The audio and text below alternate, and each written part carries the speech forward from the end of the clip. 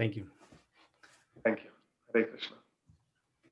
ॐ अज्ञानतिमिरन्धस्य ज्ञानाञ्जनशलाकया चक्षुरुन्मिलितं येन तस्मै श्रीगुरवे नमः।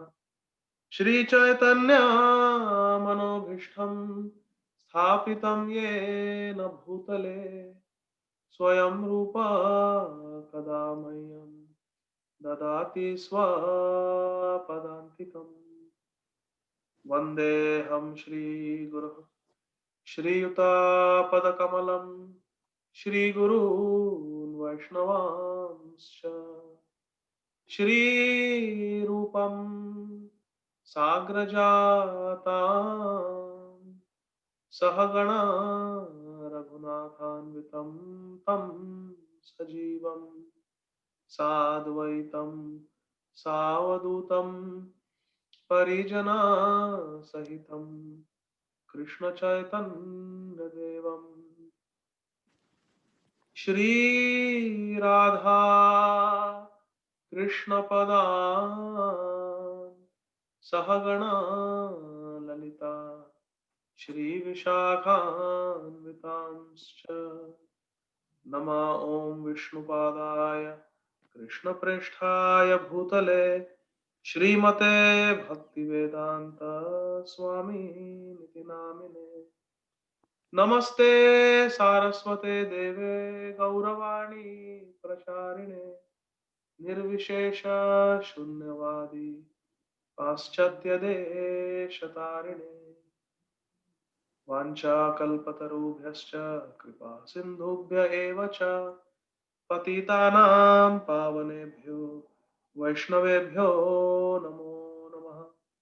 नमो महावदन्याय कृष्णप्रेम प्रदायते कृष्णाय कृष्णचैतन्य नाम्ने गौरतिसे नमः।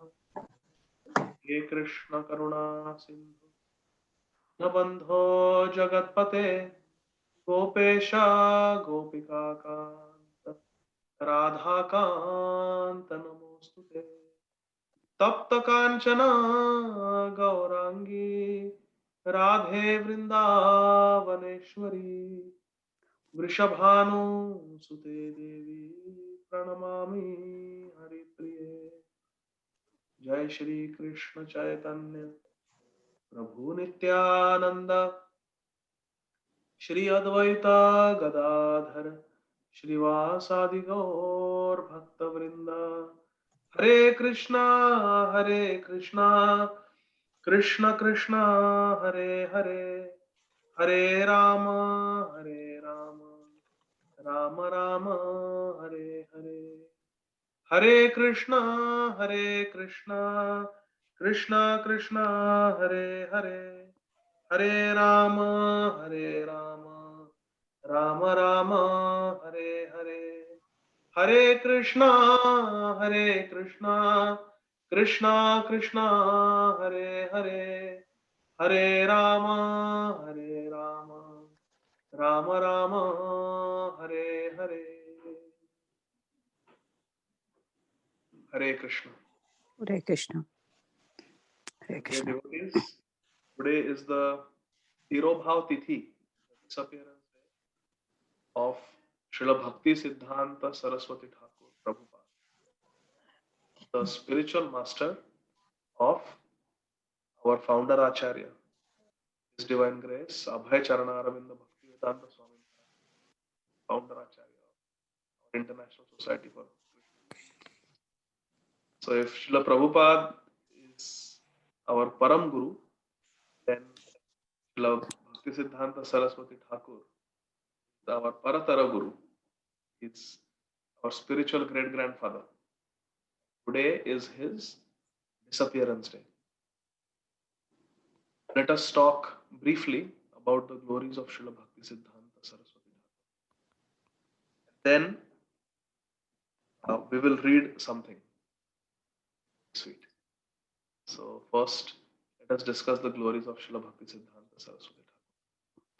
Srila Bhakti Siddhanta Saraswati Thakur was born as the son of Srila Bhakti Vinod Thakur. Himself such a great acharya in our sampradaya. He's called the seventh Goswami. Rupa Goswami, Sanatan Goswami, Jiva Goswami, Raghunath Das Goswami, Raghunath Das Goswami, and Gopal Bhatta Goswami. They are the six Goswamis of Vrindavan. And the seventh Goswami, it is said, is Srila Bhaktivedanta. And he saw that how in today's world the pure practice of Krishna consciousness is severely diminished. He wanted to re-establish. But Bhaktivinoda Thakur said, Ekakiya amar nahi paya bala, Harinama Sankirtan. That I alone cannot push forward this Harinam Sankirtan movement of Sri Chaitanya Mahaprabhu. I need someone to help me. And he prayed to Jagannath. Prayed to Jagannath for ray of Vishnu, for Krishna's very special servant to be born as his son. Then Bhaktisiddhanta Saraswati Thakur was born, holy land of Jagannath Puri. And he was born with his umbilical cord draped around his body like a Brahmin thread. So he was born under very auspicious circumstances. And when he was 5 or 6 months old, it was Rath Yatra. And the Rath came and stopped right in front of their house in Jagannath Puri and would not move. So taking opportunity, Bhaktisiddhanta Saraswati Thakur's mother, Srimati Bhagwati Devi, she carried this 5-month-old Saraswati Thakur outside and she climbed on the chariot of Jagannath. And the pujaris allowed, because Bhaktivinoda Thakur was the magistrate of Puri temple. So she allowed Bhagwati Devi to place little Bimala Prasad at the lotus feet of Jagannath. As soon as she placed, a garland of Jagannath fell right on Bhaktisiddhanta Saraswati. Such amazing pastimes are there. He was a very special personality, not an ordinary soul, Srila Bhaktisiddhanta Saraswati. But today I would like to focus on one particular pastime, Srila Bhaktisiddhanta Saraswati Thakur, which is very dear to my heart.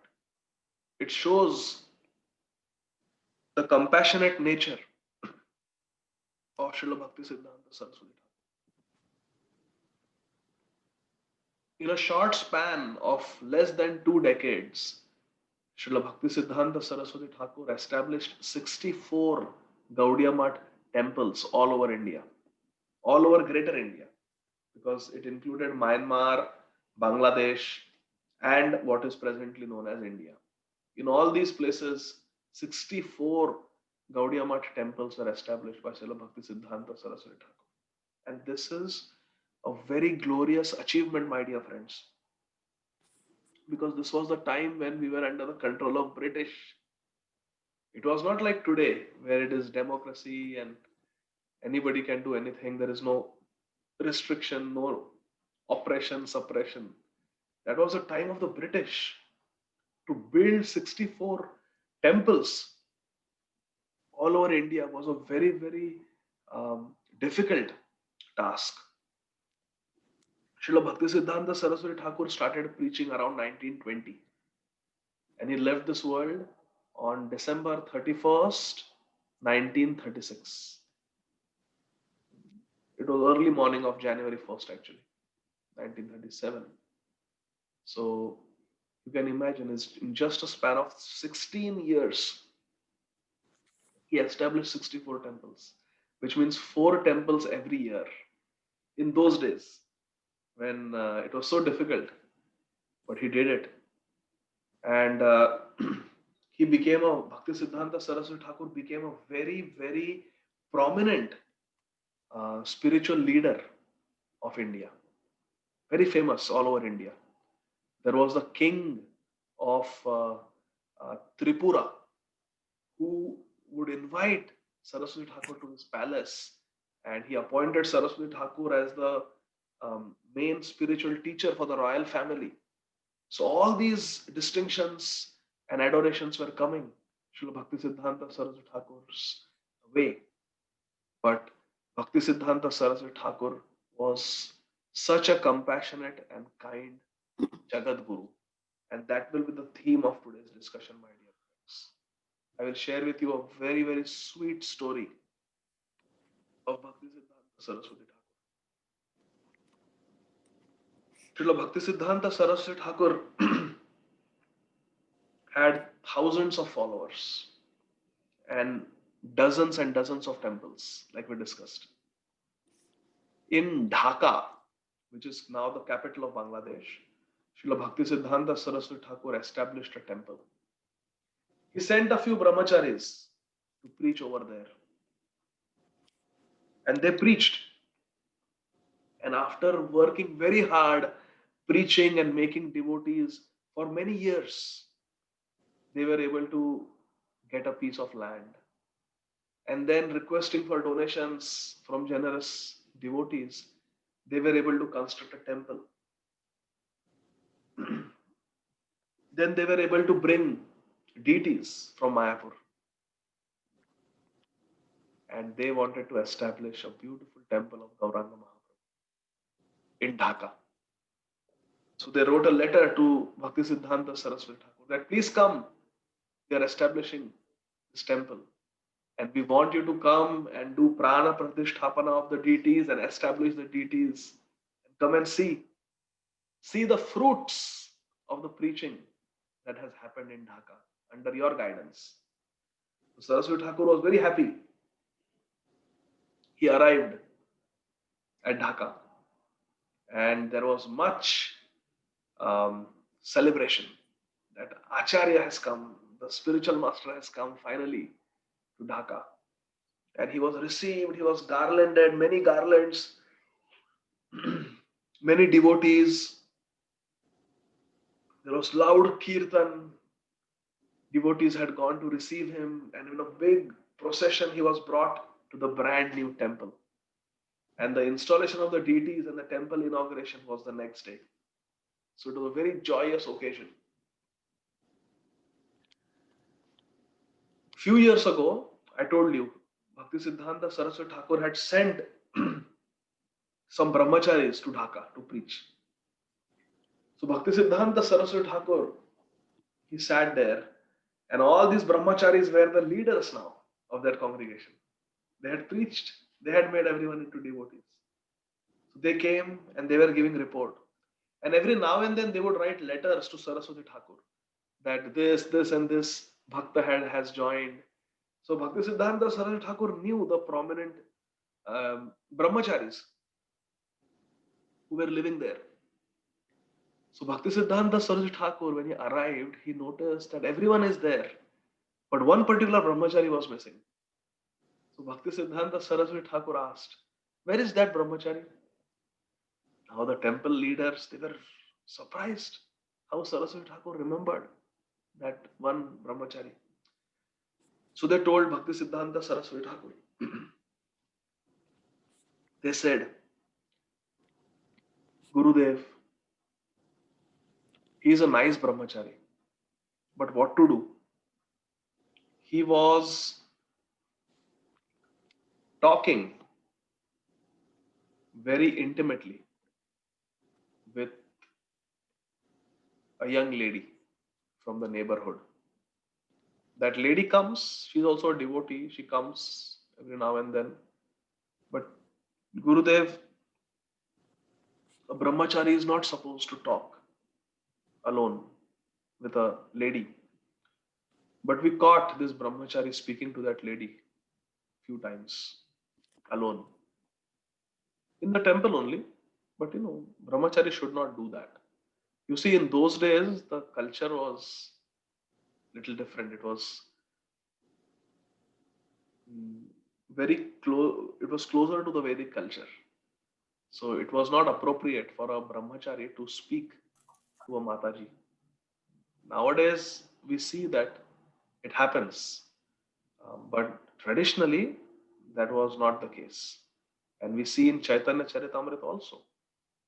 Junior Haridas, Chota Haridas, was chastised by Sri Chaitanya Mahaprabhu and rejected because he spoke to an elderly lady,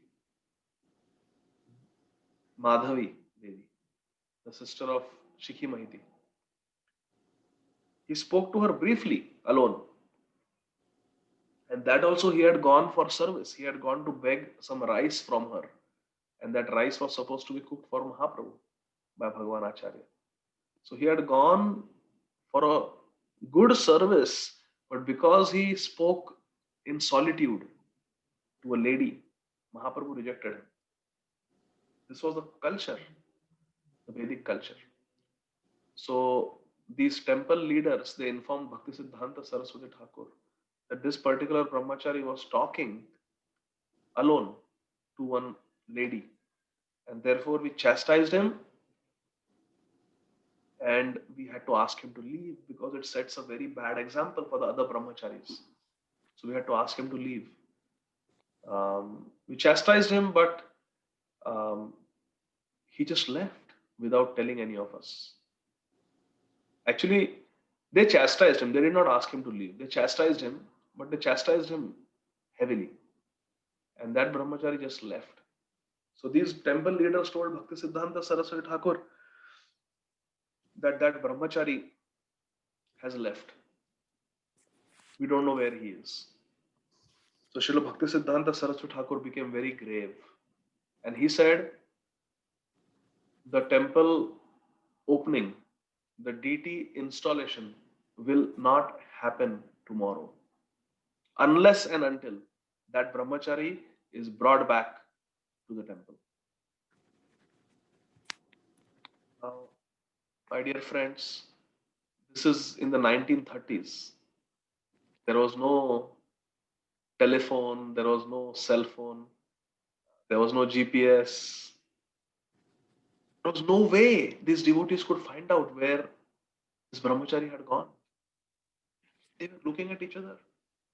We have invited so many guests for tomorrow's program.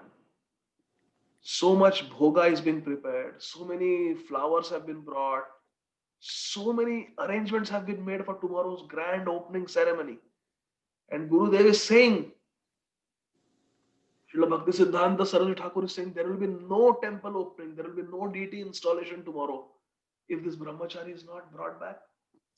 We don't even know where he has gone. So all the temple leaders, they put aside all their preparations for the program and they are searching for this brahmachari. Dhaka is not a small city. They are searching here and there and they cannot find him anywhere. They have no clue where he is gone. So they come back very, very disappointed and very disheartened. What is going to happen now? What is going to happen? And they have an emergency meeting. And in that meeting, one fellow brahmachari has an idea. He says, few months ago, my wristwatch stopped working. And I didn't have money to go to a watch repair shop and get it fixed.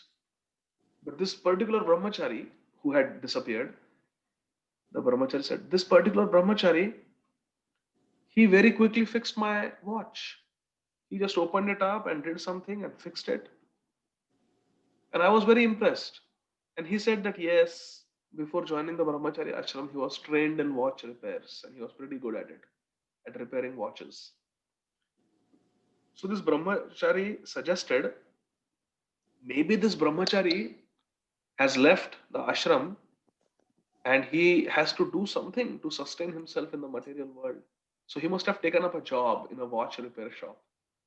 So why don't we go and check out all the watch repair shops in Dhaka? Maybe he's somewhere. So say, yeah, that is a good idea.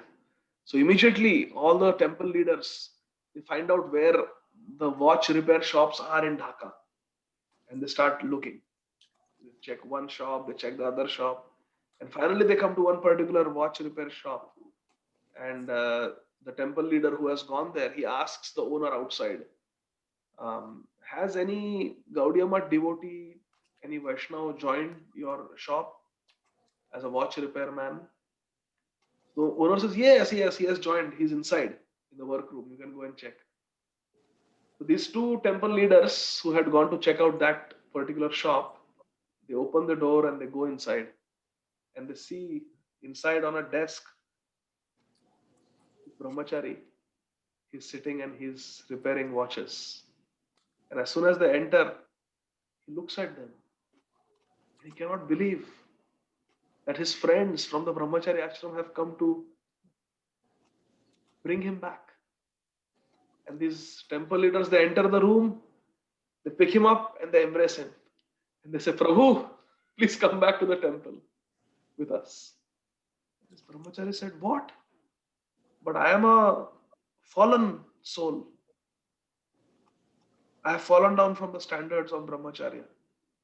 Why would you want me to come back? I'm not qualified. I want to come back. In fact, I have been missing all of you for the last 2-3 days that I have not been with you. I miss waking up early in the morning, attending Mangalarti, sitting down and chanting japa with all of you, having Krishna Prasad with all of you, going out for programs and preaching and Sankirtan with all of you. I miss all that. I miss all of you. But I'm not qualified. The temple leaders told him, Prabhu, Srila Gurudev is here. Srila Bhakti Siddhanta Saraswati Thakur is here. And he says, unless and until you come back, the DT installation and the temple opening will not happen tomorrow. Please come. Please come. This devotee started crying. He said, Gurudev, he's Jagat Guru. He has thousands of disciples. He has dozens of temples. And he remembers me. He cares for me. He said, yes. He said, there will be no temple opening and no DT installation unless you come back. Please come back without delay. They grab his hands and they bring him back to the Gaudiya Math temple. And he goes and he's brought in the presence of Bhakti Siddhanta Saraswati Thakur. Immediately falls down like a rod on the ground, offering his Dandavat Pranam at the lotus feet of Srila Bhakti Siddhanta Saraswati Thakur. And Saraswati Thakur picks him up and embraces him. And many, many years later, my dear friends, this Brahmachari became a sannyasi in Gaudiya Math. And on the disappearance day of Srila Bhakti Siddhanta Saraswati Thakur, he narrated this story, the story of his life. How Saraswati Thakur saved him and rescued him. He said, that day I made a promise to my spiritual master that I will never again fall down. I will never again leave his service, even for a moment. I will never deviate from the standards of the renounced order of life. And later on, he became a sannyasi in Gaudiya Math, performing so many incredible services. But all that was possible because of the love, care that he received from his spiritual master. This is our tradition. This is our Gaudiya Vaishnava tradition, my dear friends. Love and care. Srila Bhakti Tirtha Swami Maharaj used to say, at the end of the day, all we have is each other. All we have is each other. And we see this in the Chaitanya Charitamrita also. You go to Chaitanya Charitamrita, you go to Madhya Leela, go to the last chapter. Towards the end of that chapter, there is one story which reveals the mind of Srila Chaitanya Mahaprabhu and how he carries the same mood of love, care and compassion. Please listen attentively for the next 15-20 minutes to this very, very touching story from Chaitanya Charitamrita. It is a lesser known story. Not many devotees know about this story, but it is there in Chaitanya Charitamrita. And it very much teaches us the same principle of love and compassion that we heard in this story of Srila Bhakti Siddhanta Saraswati Thakur. We know at the time of Sri Chaitanya Mahaprabhu, the king of Bengal was Nawab Hussain Shah. But before Nawab Hussain Shah became the king of Bengal, there was another king of Bengal, and his name was Subuddhi Rai.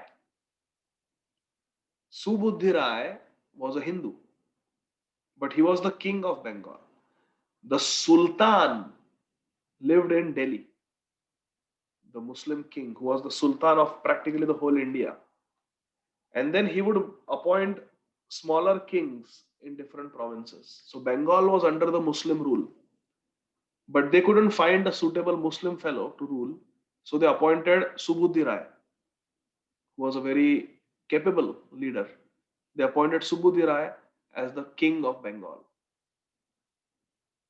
Subuddhi Rai had a servant, and his name was Hussain Shah.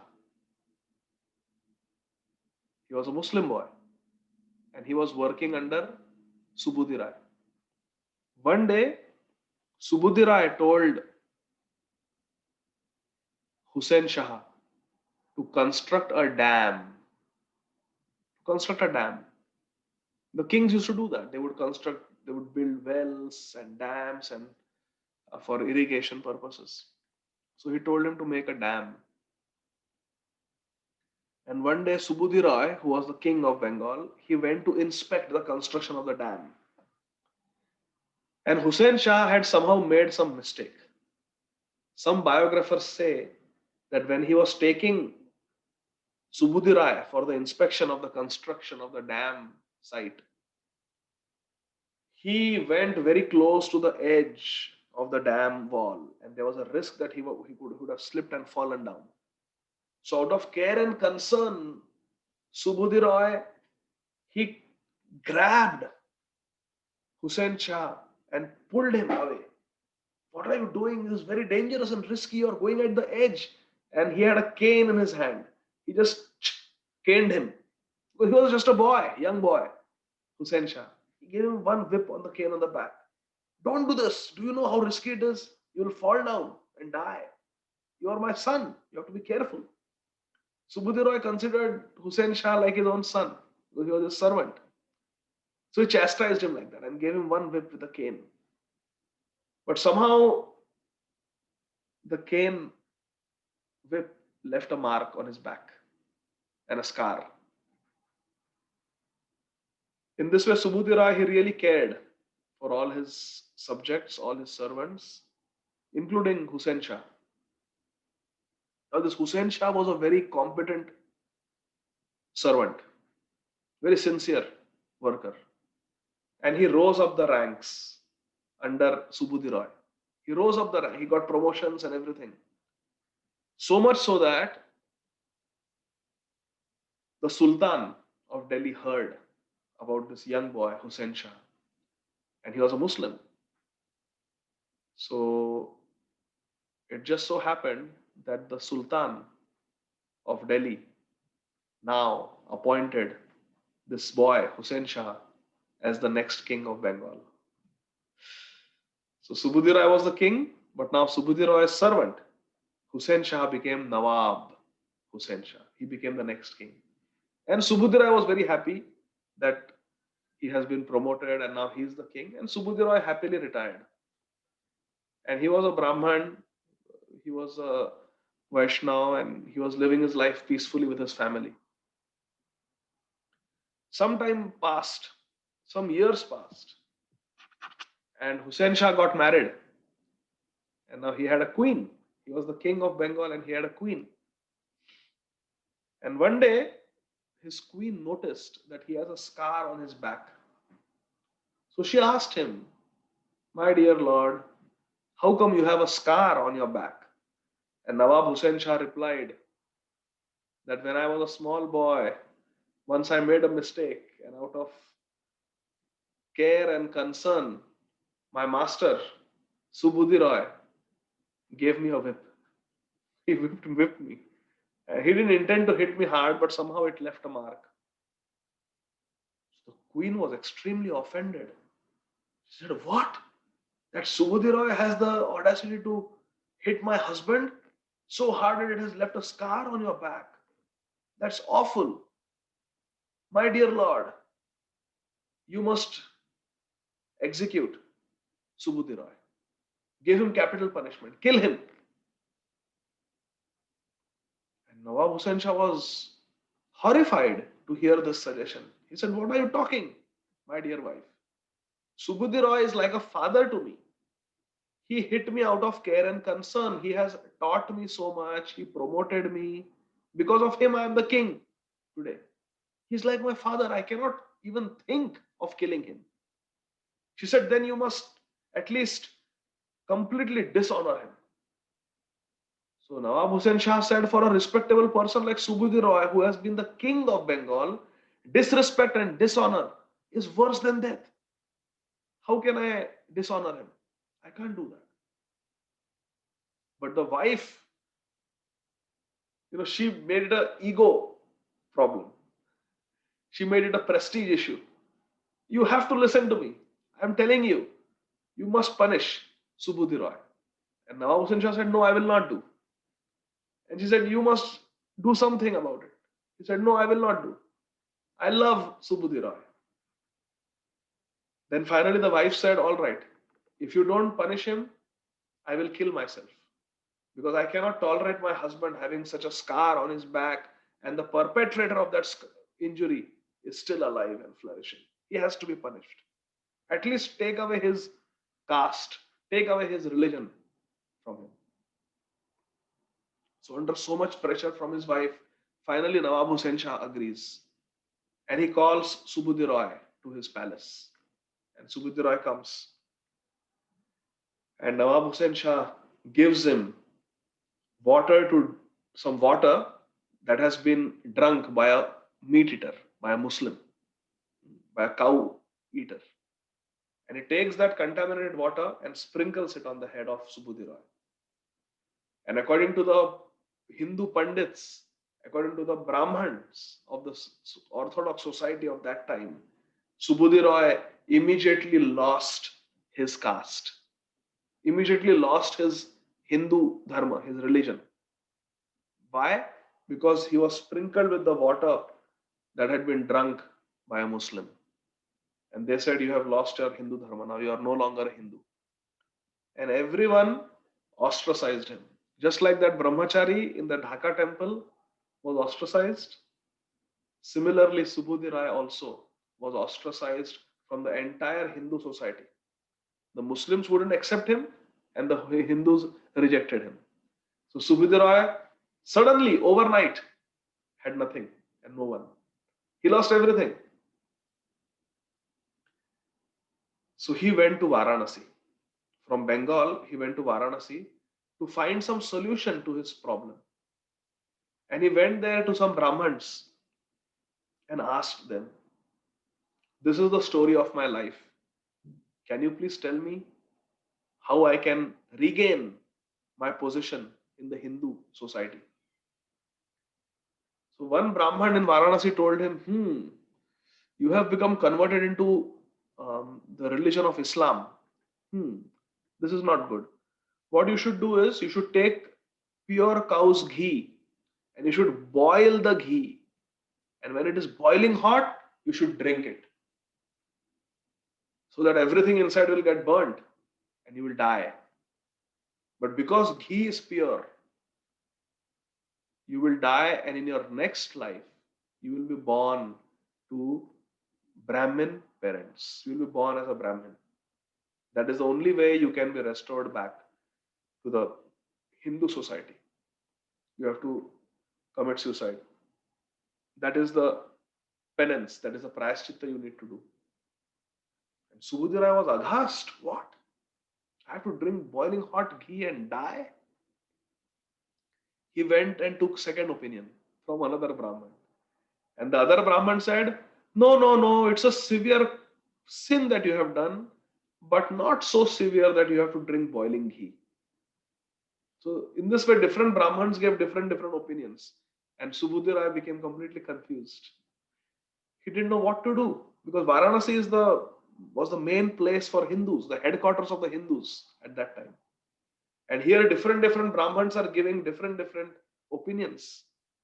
Some are saying there is no solution. Some are saying this, that. He was completely confused. He didn't know what to do. And while Subudhi Roy was completely confused and lost and praying to Krishna for direction, at that time, my dear friends, Sri Chaitanya Mahaprabhu came to Varanasi. You know, Sri Chaitanya Mahaprabhu on his way to Vrindavan, he came to Varanasi. That is the time Mahaprabhu came to Varanasi. And Subudhi Roy heard that a very great sannyasi has arrived in Varanasi. So I must go and take his darshan. So Subudhi Roy goes to meet Sri Chaitanya Mahaprabhu in Varanasi. And he asks Sri Chaitanya Mahaprabhu, this is the story of my life.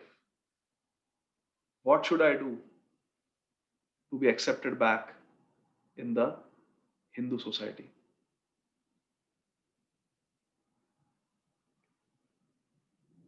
At that time, Sri Chaitanya Mahaprabhu replied to Subudhi Roy. After hearing his whole story, Sri Chaitanya Mahaprabhu replied, प्रभु को है जाओ तुम ही हैते वृंदावन निरंतर तुम्ही करो Krishna Sankirtan. Chaitanya Mahaprabhu said, you forget Bengal, forget Varanasi. You go to Vrindavan. And Nirantara karo tumi Krishna Sankirtan. And non-stop you chant the names of Krishna. And then Mahaprabhu further instructed Subudhi Roy, don't worry about all these things. Losing your dharma, losing your Hindu religion. Don't pay any attention to these things. You just go to Vrindavan, continuously chant Hare Krishna Mahamantra. And whenever any devotees come there and they need your help, you serve the devotee. You do Vaishnava Seva. You do Vaishnava Seva. By doing this, you will be completely purified and you will get shelter at the lotus feet of Lord Krishna, which is the highest destination. Saying this, Sri Chaitanya Mahaprabhu told Subudhi Roy, now from Varanasi you go to Vrindavan. And very soon you will meet me there because I am also on my way to Vrindavan only, Mahaprabhu says. Subudhi Roy becomes very happy. And he goes to Prayag, he goes to Naimisharanya, he goes to Ayodhya, and then he goes to Vrindavan. But by the time he finishes visiting all these places, Prayag, Naimisharanya, Ayodhya, and then Vrindavan, by the time he reaches Vrindavan, he comes to know that from Varanasi, Sri Chaitanya Mahaprabhu already came to Vrindavan, stayed there for 1 month, and has now gone back to Prayag. So he missed Mahaprabhu. And he became so depressed. Oh, why did I go to Naimisharanya and Ayodhya and all those places? Oh. I have missed Mahaprabhu now. So he becomes very repentful. But then Mahaprabhu in his heart inspires him that don't cry. What has happened has happened. Now you follow my instructions. What have I told you? What are you supposed to do in Vrindavan? Come on, you carry out my orders. So immediately Subudhi Roy, he starts following the instructions of Chaitanya Mahaprabhu. He continuously starts chanting Hare Krishna Mahamantra. Every day he goes to the different forests of Vrindavan. And he collects dry sticks from the forest. When a certain twigs and branches of a tree become dry, they fall down. So he would pick up those dead, dry sticks from the forest. And he would collect a big heap and he would bring them to Mathura or to nearby villages in Vrindavan. And he would sell those dry sticks for fuel to cook in the kitchen. The Brajavasis would buy that. And every day, by selling those dry sticks, Krishnadas Kaviraj Goswami writes in Chaitanya Charitamrita, Subudhi Roy would earn 5 paisa. He uses the word paisa. Kaviraj Goswami uses the word paisa. He would earn 5 paisa every day, Subudhi Roy. And with 1 paisa, he would buy chickpeas, chana. And he would just fry some chana and he would eat. And he would survive on some chana worth 1 paisa. And remaining 4 paisas he would save. He would go to a a grocery store in Mathura, and he would deposit his remaining paisas there, and he would collect money at the grocery store. Whenever a Vaishnava would come to Vrindavan for parikrama or pilgrimage, Subudhi Roy would use that money that he had saved at the grocery store. He would take that money and use it to serve devotees. Then, by the arrangement of Sri Chaitanya Mahaprabhu, many Gaudiya Vaishnavas started coming to Vrindavan. These are Bengali devotees, no? They would come from Bengal to Vrindavan. So in Vrindavan, they mainly eat Vraj roti. They eat chapatis, roti. But the Bengali devotees are used to eating rice. So when they would come to Vrindavan, they would get indigestion from eating those Vraj rotis.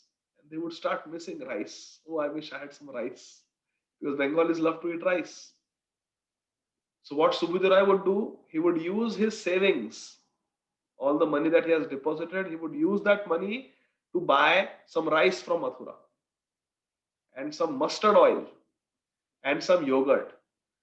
And he would cook this rice and yogurt for the Bengali devotees, the Gaudiya Vaishnavas, who were devotees of Mahaprabhu. And he would, free of cost, he would serve them, he would feed them with rice. And when the Bengali devotees who are visiting Vrindavan, in Vrindavan, when they would get nice hot rice, they would be so grateful to Subudhi Roy. Aha! Finally, we can eat something that we like. And then he would take the mustard oil. Subudhi Roy would take the mustard oil because Bengali devotees like to be massaged with mustard oil. Srila Prabhupada used to get his body massages every day. So the Bengali devotees like to get massage with mustard oil. So Subudhi Roy would use the mustard oil to give massage to all the Bengali Vaishnavas who came to Vrindavan. In this way, he would engage himself in Vaishnava Seva, and constantly he would be doing Nam Kirtan. After some time, Sanatan Goswami and Rupa Goswami, they came to Vrindavan. And when they came to Vishram Ghat in Mathura, who did they meet? They met Subudhi Rai.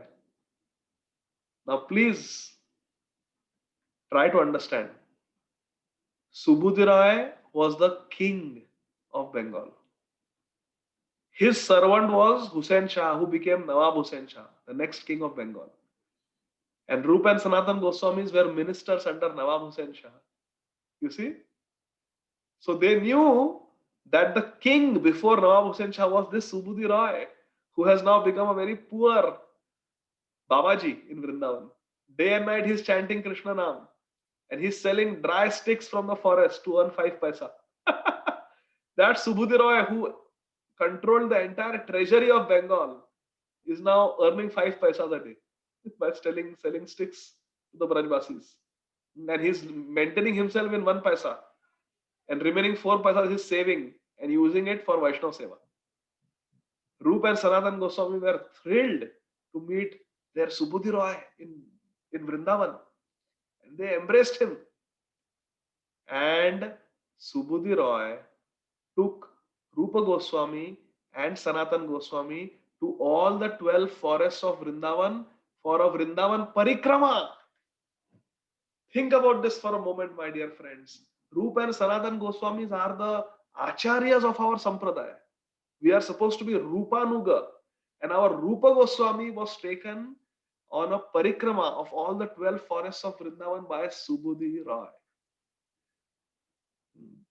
That Subudhi Rai, who was completely ostracized from the society, Sri Chaitanya Mahaprabhu embraced him and brought him back, reinstated him, and gave him Vrindavan. Gave him the association of Rupa and Sanatan Goswami, and gave him Vaishnava Seva in Vrindavan. This, my dear friends, is the mercy of Sri Chaitanya Mahaprabhu.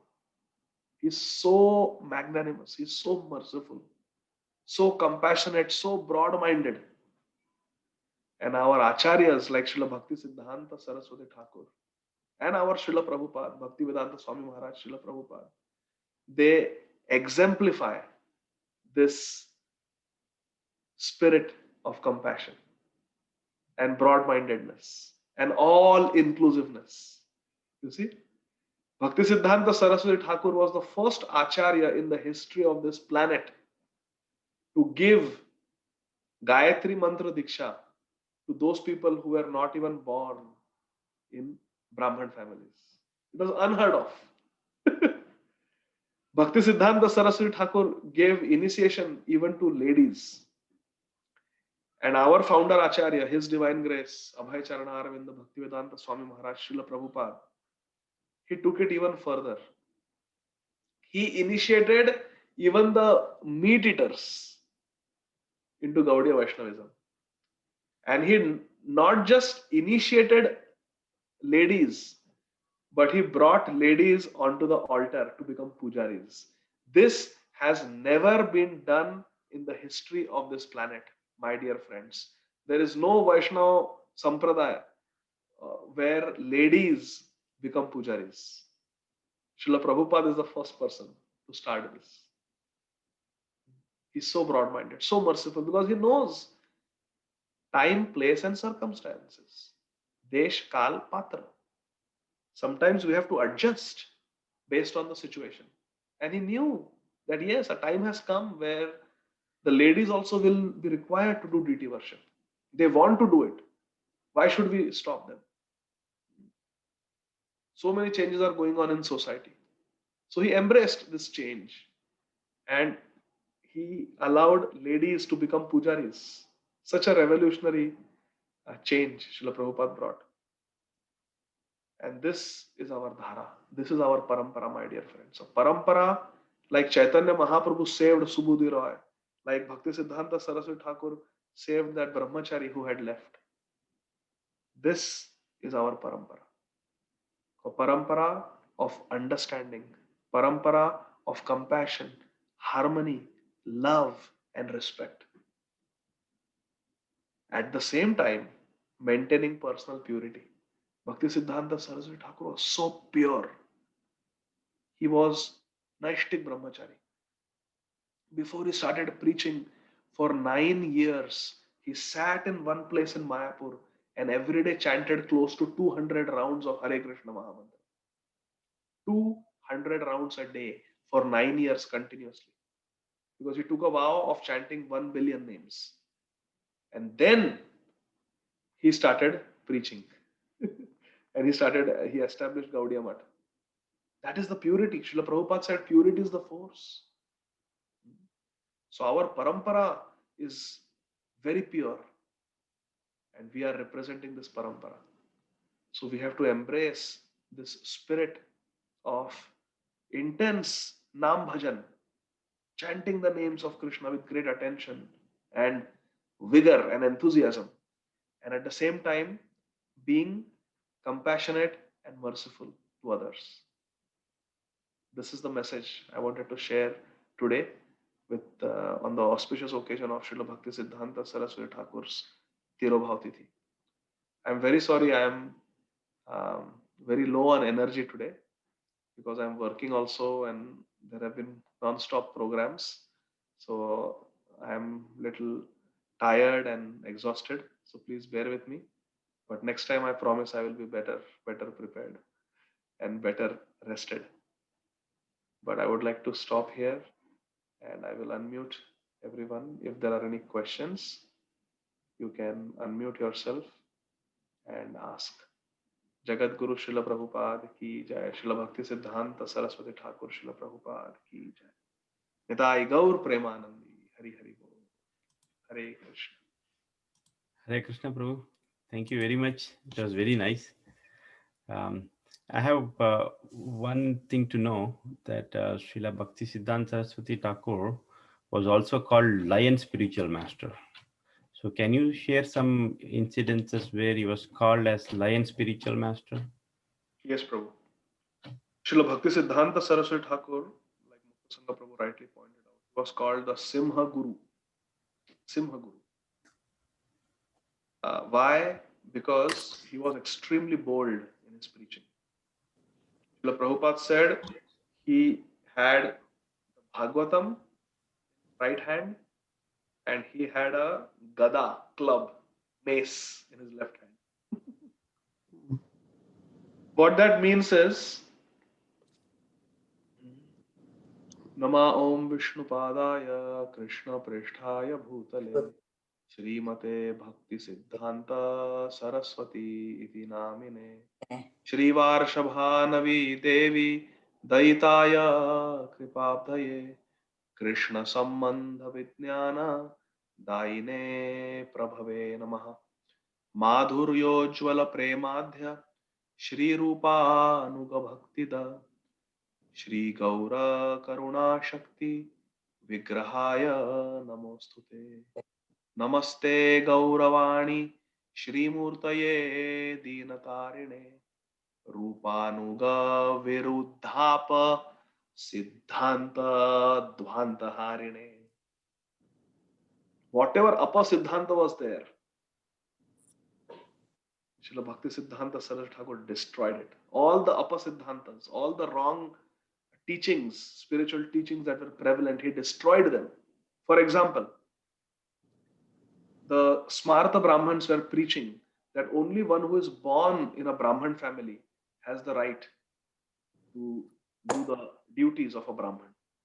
And Bhakti Siddhanta Saraswati Thakur, based on Shastra, based on Bhagavad Gita and our Vedas and Puranas, he conclusively proved that this is not the case. In Bhagavad Gita, Krishna says, Chatur Varnam Maya Shrishtam Guna Karma Vibhagasha, not Janma Karma. Guna Karma Vibhagasha. That these four divisions, Brahman, Kshatriya, Vaishya, and Shudra, Chatur Varnam, they are based on Guna and Karma. They are based on one's natural qualities, one's natural talents, and one's activities. If someone has the activity of a Brahman, someone has the nature of a Brahman, he should be accepted as Brahman. You cannot say that just by birth, because Lord Krishna doesn't mention birth here.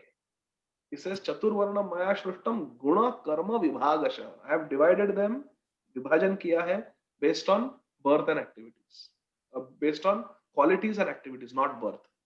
So this is one misconception that Saraswati Thakur completely destroyed.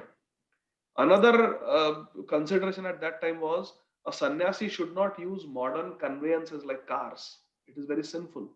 A sannyasi should not cross the ocean and go to the foreign lands. Otherwise, sannyasi becomes polluted and contaminated and cannot be considered as a sannyasi anymore.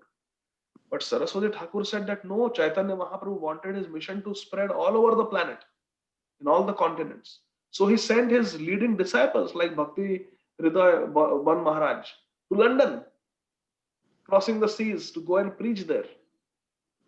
He himself used a car to travel around in Vrindavan.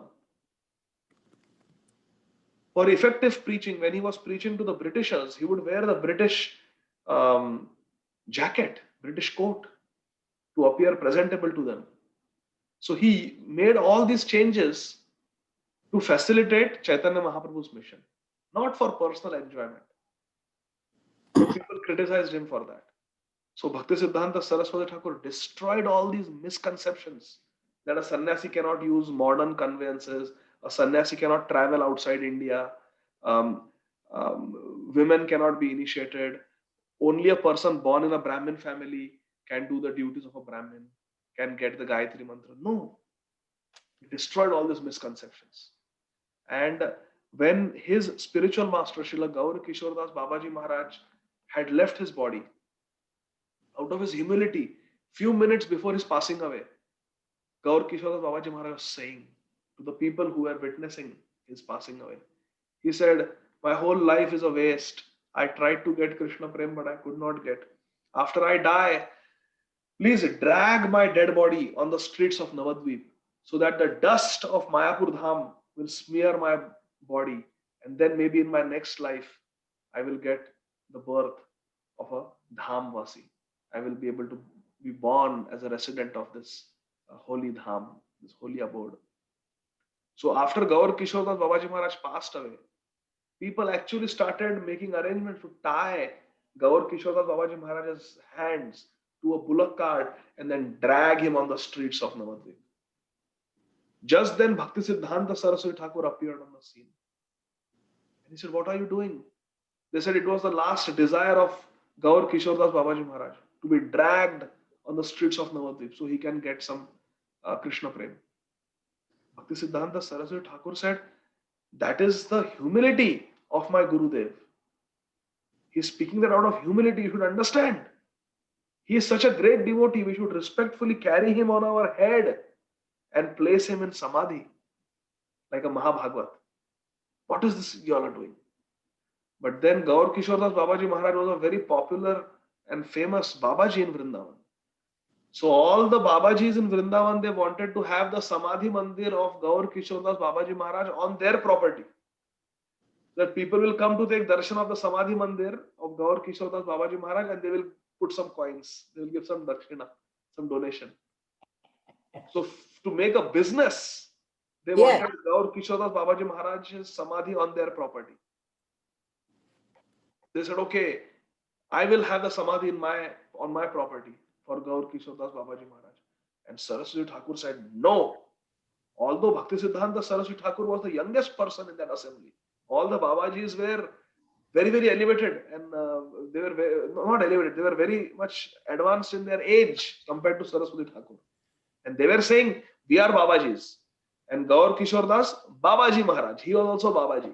So we should have claim over his dead body. And Bhaktisiddhanta Saraswati Thakur said, no, I am the only duly initiated disciple of Gaur Kishore Das Babaji Maharaj. I am his only disciple, therefore I should have claim. And the fight broke out. And the police superintendent came there. Imagine, all this is going on after the death of Gaur Kishore Das Babaji Maharaj. His body is lying there and all these fights are happening. And many Babajis came and they said, we hold claim to the body. Finally, the police officer came, the superintendent of police of Navadvip, he came to settle the dispute. And Bhaktisiddhanta Saraswati Thakur simply said, I am a lifelong brahmachari. I have never thought of a woman in my mind. I have never touched a woman in my life. If any of you have followed brahmacharya, then take him. Then touch the body of Gaur Kishore Das Babaji. And everybody looked down. Saraswati Thakur said, if any one of you has strictly followed brahmacharya for the last 6 months, then you can dare to touch the body of my spiritual master. And everybody continued to look down. And he said, if anyone has strictly followed brahmacharya for 3 months, which means not even thinking of a woman. Once I went to Vrindavan and I asked, and I was told by Srila Radha Govinda Maharaj, one of our ISKCON Gurugan, what is the meaning of this? What is the duty of a Grahastha? He said, Kabhi parastri darshan mat karna. Never even look at another woman. Never even look at another woman. Because by looking, the mind becomes contaminated. Siddhanta Saraswati Thakur is saying, those words keep ringing in my mind. Kabhi parastri darshan mat karna. Never look at another woman like that. So, Bhaktisiddhanta Saraswati Thakur said, 3 months you can touch. Nobody touched. He said 1 month. Anybody who has strictly followed brahmacharya with body, mind and words, touch the body of my Guru Maharaj. And nobody touched. Then he said, I have been a brahmachari all my life. And then he picked up the body of Gaur Kishore Das Babaji Maharaj and he constructed a very beautiful Samadhi Mandir for him. So this is the boldness. Nobody had the guts to speak like this. That is why he's called Lion Guru, Simha Guru. Uncompromising. Totally uncompromising. When our founder Acharya Srila Prabhupada, when he was Abhay Babu, he went in 1922 on the terrace in Ultadanga Junction in Calcutta. He was wearing khadi. Srila Prabhupada had rejected his college degree because of his support for the freedom movement. And he argued with Bhaktisiddhanta Saraswati Thakur. Saraswati Thakur instructed him in the first meeting, you are a nice, educated, smart, learned devotee of Krishna. Why don't you take the message of Sri Chaitanya Mahaprabhu and spread it all over the world? Why not? And Abhay Babu, he said, the idea is very good, but who will listen to us? We are a subjugated country. If I go all over the world preaching the message of Sri Chaitanya Mahaprabhu, they will say, which country are you from? I am from India. Oh, India, British India.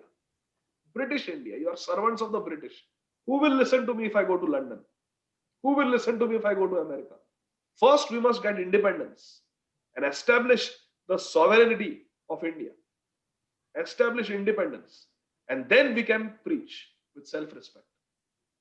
Srila Bhaktisiddhanta Saraswati Thakur said, all that is all right. Independence, dependence, all that is all right. It will keep changing in this material world. If we get independence, very good. But Krishna consciousness cannot wait for us to get independence. This was 1922. We got independence in 1947. Imagine, who is going to wait for 25 years? Bhaktisiddhanta Saraswati Thakur said, Krishna consciousness is the only deficiency in this world. And it is the only necessity. And therefore, it cannot wait. The political situation will keep changing.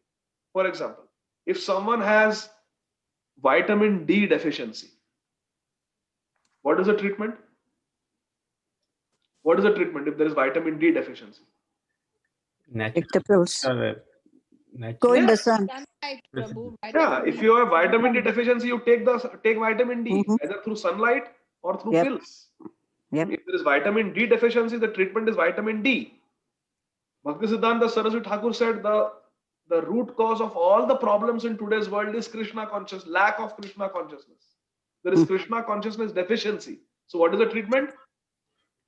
Chant. Krishna Mahamudra. consciousness. Yes, chant. Krishna consciousness. If you see, tell me any problem. Vatsala Mataji, tell me what problem is there in this world today. What problems do you see around us? Complaining about COVID-19. COVID-19. COVID-19 started from the wet markets of China. Mhm. So if there was Krishna consciousness, we would only be eating pure Krishna Prasad, vegetarian. So there would be no exposure to COVID, no exposure to bats. So see, the real solution is, the real problem is lack of Krishna consciousness. We don't see COVID-19 breaking out in New Vrindavan. It didn't start in New Vrindavan. It started in Wuhan, in the wet markets. It never starts in Mayapur, where there are all devotees. Everybody is vegetarian in that community. It starts where we are eating bats and other wild animals. Tell me any other problem.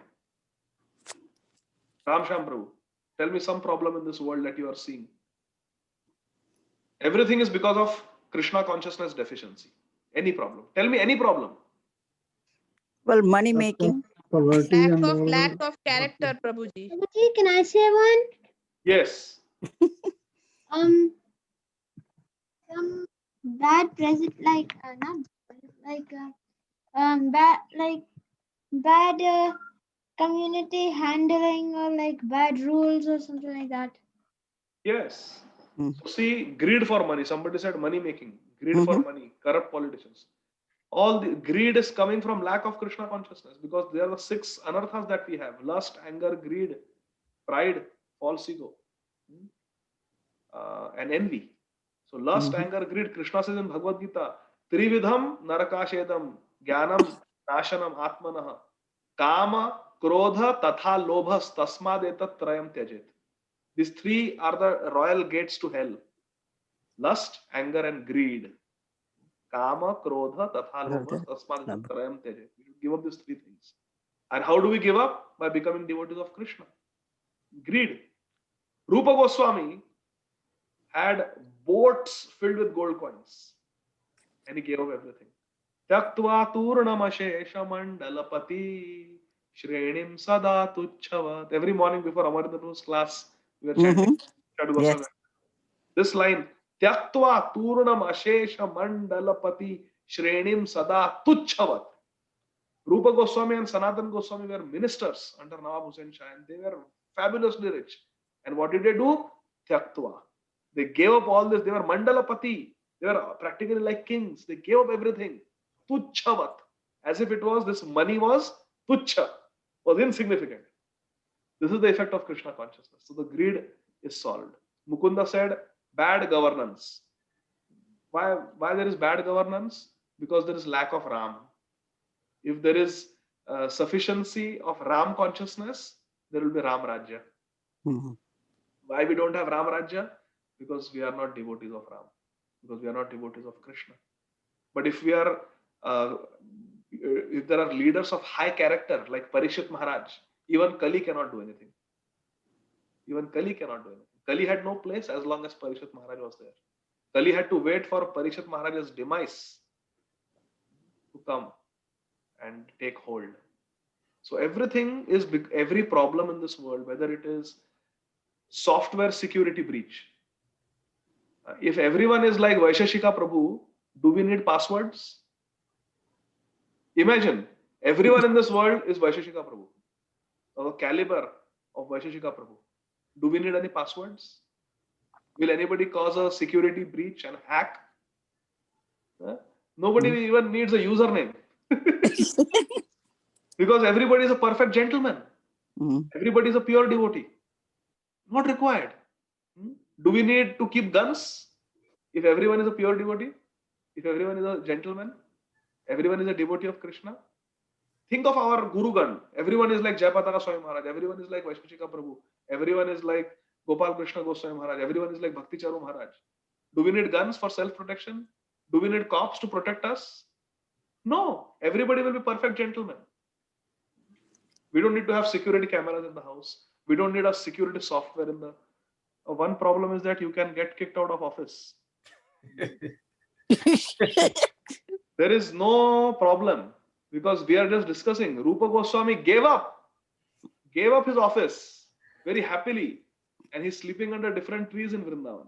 So it will not be a problem. Even if we are kicked, it will not be a problem. The problem of pollution. Why we have so much pollution? Because we have greed. We want to sit at home and we want everything ready-made. So to produce all the comforts and luxuries, they have to have big, big factories which are causing air pollution, soil pollution, every sort of pollution. But you see devotees who are living a simple life in Gita Nagari, in New Vrindavan, in our Goshala in Vrindavan. They don't create any pollution. Go to Govardhaneko village and see. It's a zero pollution society, zero pollution community. It has got awards by UNESCO and United Nations. Zero carbon footprint, no pollution. What simple life Krishna has? They take care of cows. The cow gives us cow dung.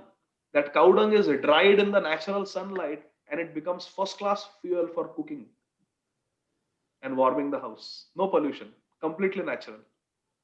How about death?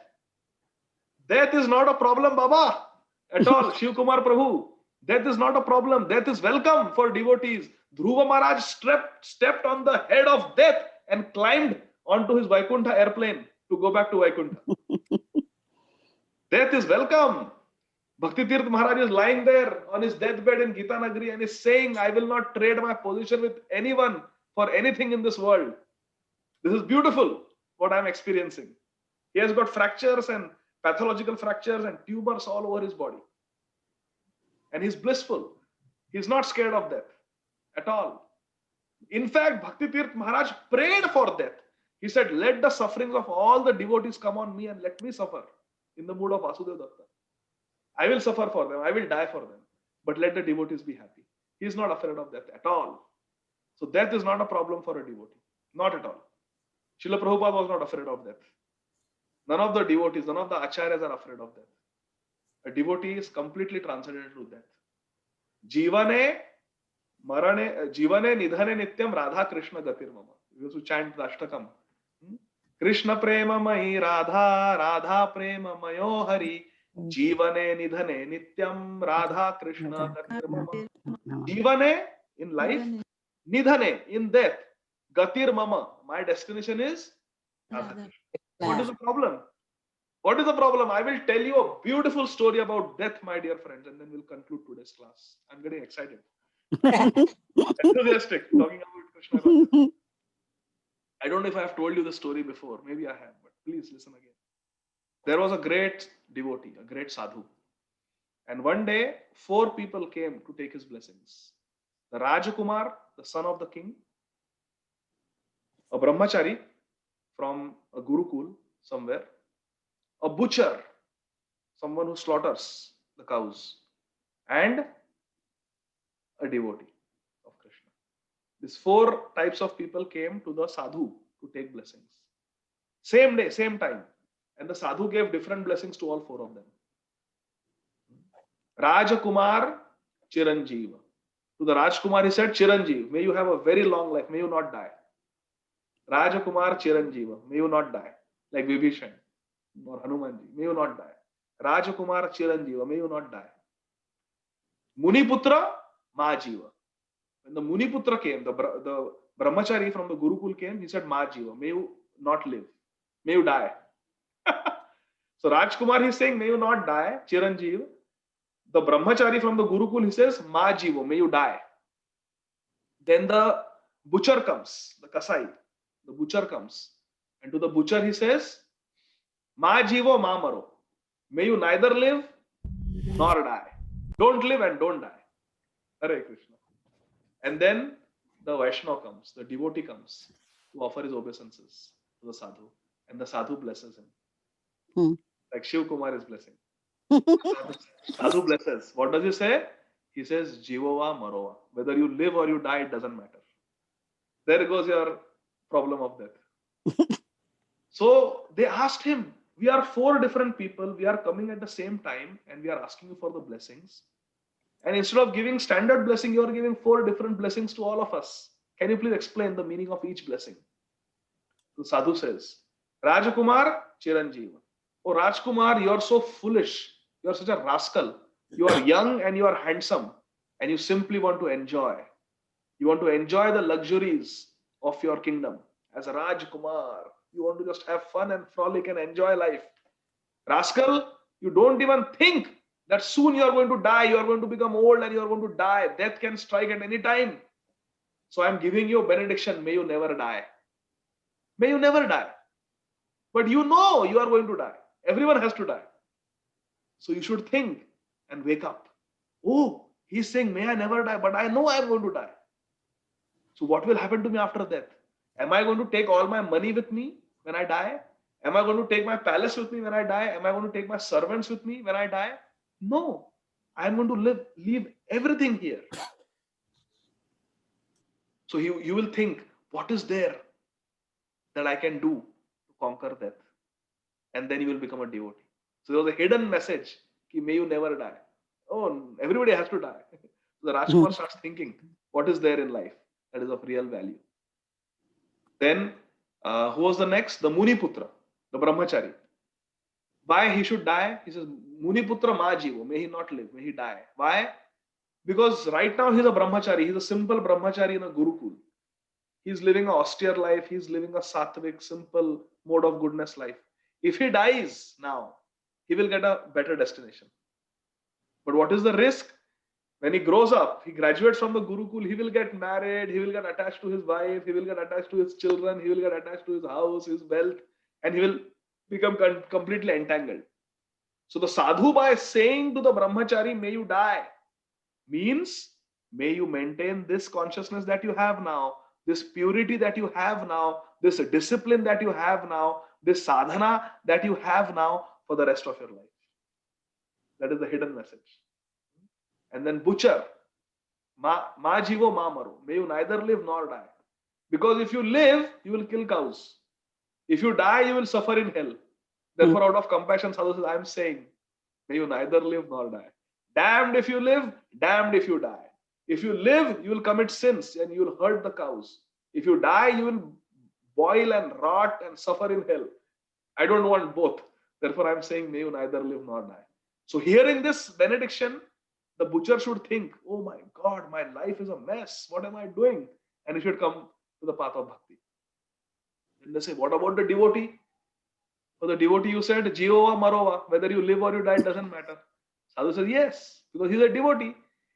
If he lives, he will chant Hare Krishna. If he dies, he will go to Golok Vrindavan and chant Hare Krishna there. So what difference does it make for the devotee whether he lives or he dies? No difference. So the devotee becomes transcendental to death. This is a fact. A devotee is never scared of death. We should live our life in such a way that we are ready to die today. Because we are Krishna conscious now And if we die, we will be with Krishna. And again, we will practice Krishna consciousness. We'll serve Krishna. If we are living, we are offering bhoga to Krishna. We are offering arti to Krishna. We are offering flowers to Krishna. We are offering dress to Krishna.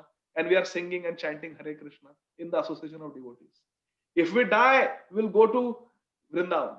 And what will we do there? We will cook for Krishna. We will serve Krishna, make garlands for Krishna, dress up Krishna, play with Krishna in the association of devotees. So whether we live or we die, it doesn't matter. In this way, a devotee conquers death. This sadhu is teaching us. Did you like this story? Yes. Yes. Thank you. This story Srila Prabhupada. This story Srila Prabhupada tells. 4 blessings. Any other problem? Pollution and chemicals Yes, and we discussed. cancer. It is because Cancer. of cancer is nothing but death. Yeah. Cancer is called the captain of death. Hare Krishna. But Bhakti Tirth Maharaj tells us how we can overcome the problem of cancer. The striking example. It doesn't matter for a devotee whether we get cancer, whether we die in a road accident like Tamal Krishna Maharaj, Hmm. whether we die all alone in a hospital like Bhakti Charu Swami Maharaj, whether we die of cancer like Bhakti Tirth Maharaj, whether we are shot dead with guns like Ladini Mataji, or whether we die of a sudden heart attack sitting in a chair all alone like Yamuna Mataji in Melbourne, Florida, it doesn't matter. Or whether we die surrounded by devotees in the holy month of Kartik in Vrindavan like Srila Prabhupada. Mm. It doesn't matter. Everything is auspicious for a devotee. Everything is auspicious. Death is auspicious for a devotee. Because we see in the story, Jehovah, Marova. For a devotee, it doesn't matter whether we live or die. Our life is a life of devotion. Our life is a life of Krishna consciousness. Whether we live or die, how does it matter? Suppose, Vatsala Mataji, you are a teacher. You are teaching chemistry in a school. Okay? And there are 8 periods in a day, and you have to give 8 lectures in a day. Whether you are giving a lecture in classroom number 1, or classroom number 2, or classroom number 3, it doesn't matter. You are teaching chemistry. Isn't it? Mhm. Similarly, for a devotee, it doesn't matter whether we are on this earth, or we are in some other universe, or we are in Vaikuntha. Wherever we are devotees of Krishna. Our activities are same. Our desire is same. So for a devotee, it doesn't matter. Prabhuji, consciousness at the leaving the body, how does it will matter, right? Prabhuji? Yes, it matters. But the So consciousness while accident, consciousness at the time of death depends on the consciousness that we have throughout our life. So Right. if we are Krishna conscious now, we are cultivating Krishna conscious now, we don't have to worry about the consciousness at the time of death. Right. Our Puranas explain that if a devotee at the time of death is not able to remember Krishna, Krishna will force himself in the mind of that devotee. Hmm. We don't have to worry. I can explain to you on a very medical scientific basis. Should I explain this concept? Yes, please. yeah, Prabhuji, Okay. please. So what is the body? The body has a brain. Look at the anatomy. We have a heart. Okay. This is the gross body. One head, one chest, 2 hands, 2 legs. This is the gross body. Gross body means the body that you can see with your eyes. The body that you can see under a MRI scanner, under a CT scan. You can see my lungs, you can see my heart, you can see my bones. If you scan my body, this is the gross body. Okay. This is the body that you can see right now. But then there is a subtle body. This subtle body consists of mind and intelligence. Mind, intelligence, and false ego. Ram Sham Prabhu, can you see my subtle body on the most sophisticated MRI scan? No, Yeah. Prabhuji, not at all. In Mhm. no anatomy book, they will teach us, there is the mind. It is 4 centimeters or 5 centimeters by 2 centimeters. It weighs so many grams. No. No. The mind cannot be seen on any scan. The mind cannot be seen on any dissection in the anatomy hall. So does it mean that the mind doesn't exist? It exists. In Mhm. fact, the mind is more powerful than the gross body. When the Mhm. mind says, I have to go to work, or I have to get that rasgulla, when the mind makes the sankalpa, when the mind makes a decision, The gross body simply obeys. Mhm. If the mind says, I have to go to the gas station to fuel up, the gross body just cooperates. The eyes will find the road, the hands will steer the car, the foot will press on the gas pedal. So the gross body is simply following the dictation of the mind, but the mind cannot be seen. It is subtle. That's what it's called, subtle body. There is a gross body that you can see, touch, smell, and there is a subtle body which you cannot see, cannot touch, cannot taste, cannot hear, cannot smell, but it exists. In fact, it is more real than the gross body. And then subtler than the subtle body is the soul. This is there in Bhagavad Gita. Krishna says, subtler than the subtle body is the soul. Now, what is death? Let's say I get a heart attack right now. Please, Mukta Sangha Prabhu, all of you Oh chant. no! All of you chant if I get heart attack. Don't. Hare Don't. Krishna. Hare Krishna. Don't. So suppose I die. My gross body will stop working. But the subtle body carries the soul to the next body. Correct? Yes. Yes. So my subtle body, consisting of the mind and intelligence and false ego, is it dying? No. The subtle body dies or disappears when the soul goes to Vaikuntha. When the soul crosses the Viraja river, which is at the junction of the material Brahmanda and the spiritual world, only when the soul gets liberated and goes into Vaikuntha, at that time the subtle body gets dissolved. Because the covering of the Brahmanda is 8 layers. Bhumir, Apo, Nalo, Vayur, Kham, Mano, Buddhi, Revacha.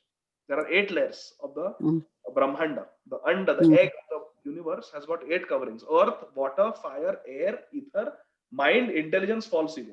So when the soul traverses through those layers, when it traverses through the layer of mind, the mind dissolves. Intelligence dissolves. False ego dissolves. And then the pure soul goes to Vaikuntha.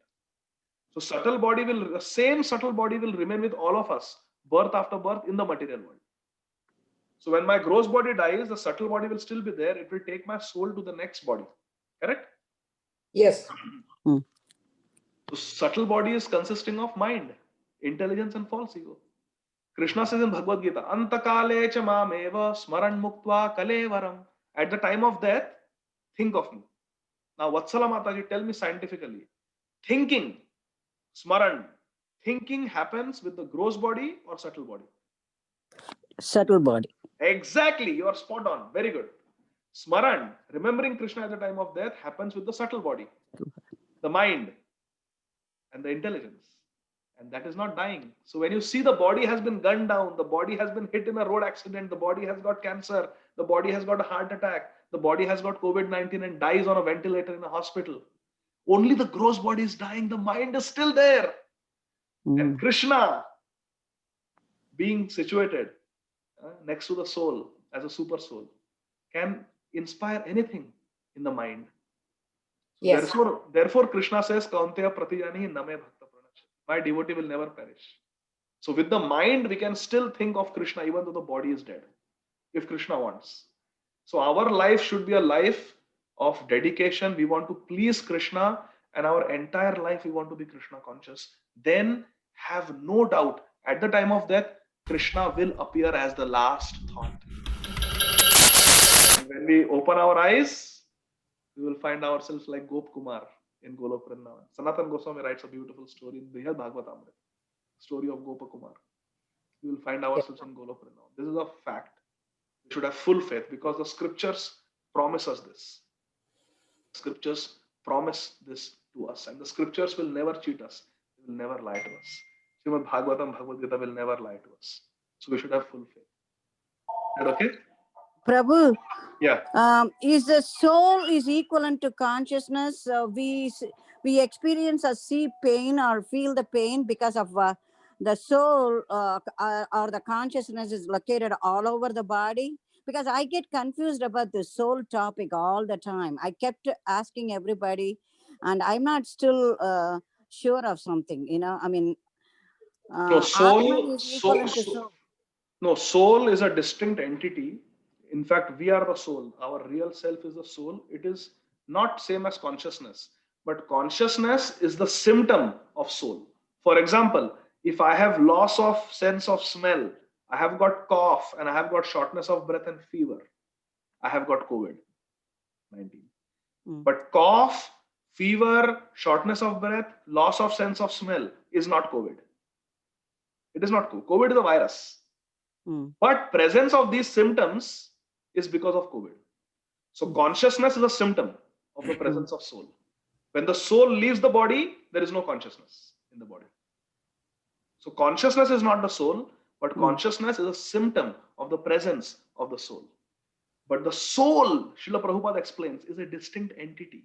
So look at me. You see my kurta? Yes. How many hands does my kurta have? 2. Huh? Two. 2. How many necks? How many necks does my kurta have? 1. Why? Because I Because- have 1 neck and I have 2 hands. Mm. Right? Srila Yes. Prabhupada says, why do you have 2 hands? Because the soul has 2 hands. Why do you have 2 legs? Because the soul has 2 legs. Why do you have 1 head? Because the soul has 1 head. Which means we have our own Swarup in Vaikuntha. We have our eternal form as a servant of Radha and Krishna in Golok Vrindavan. That's why our gross body has 2 hands, 2 legs, 1 head. Because our spiritual body also has 1 head, 2 hands, 4 legs, like that. So the gross body is like a covering for the spiritual body, right? For the soul. Soul is inside, and on top of the soul is the gross body. So Prabhupada gives a simple example. So because we have our soul is a distinct living entity with beautiful bodily features in Vaikuntha. And consciousness is a symptom of soul. It is not same as soul. Is that clear? Okay, Prabhu. Is soul equal to Atman? Atma is soul.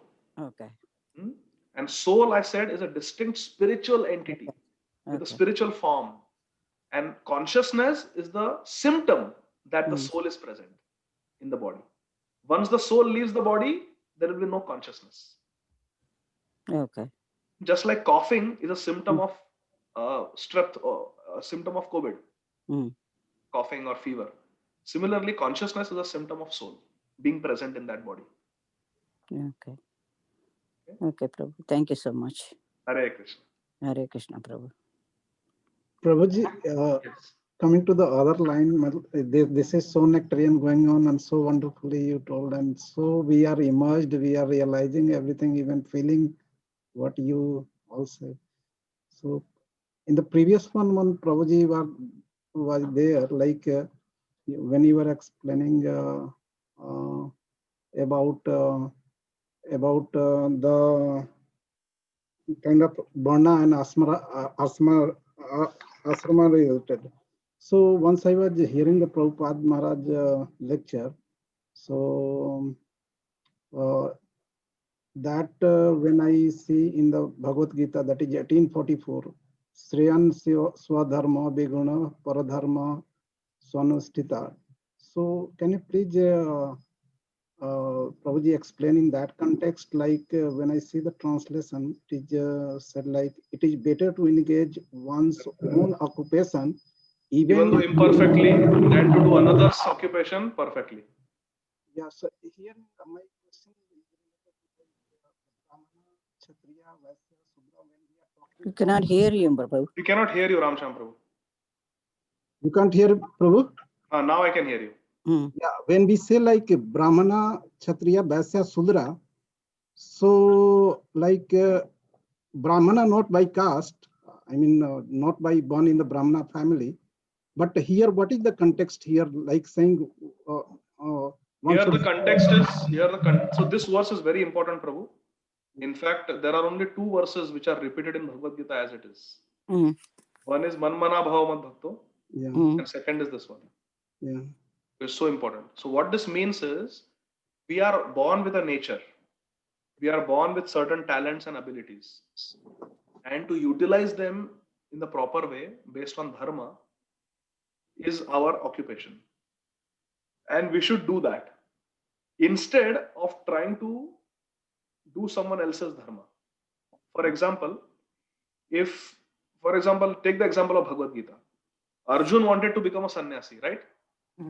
He wanted to give up everything and retire in the forest and become a sannyasi. But was that the occupation of Arjun? No. Arjun was trained as a Kshatriya. Arjun's occupation was that of a Kshatriya. So he should do Kshatriya dharma, not Nyasi dharma, not Sannyasi dharma. That is somebody else's dharma that somebody else can do. So we are born with certain talents, we are born with certain competencies, certain abilities, and certain nature. We like to do certain things.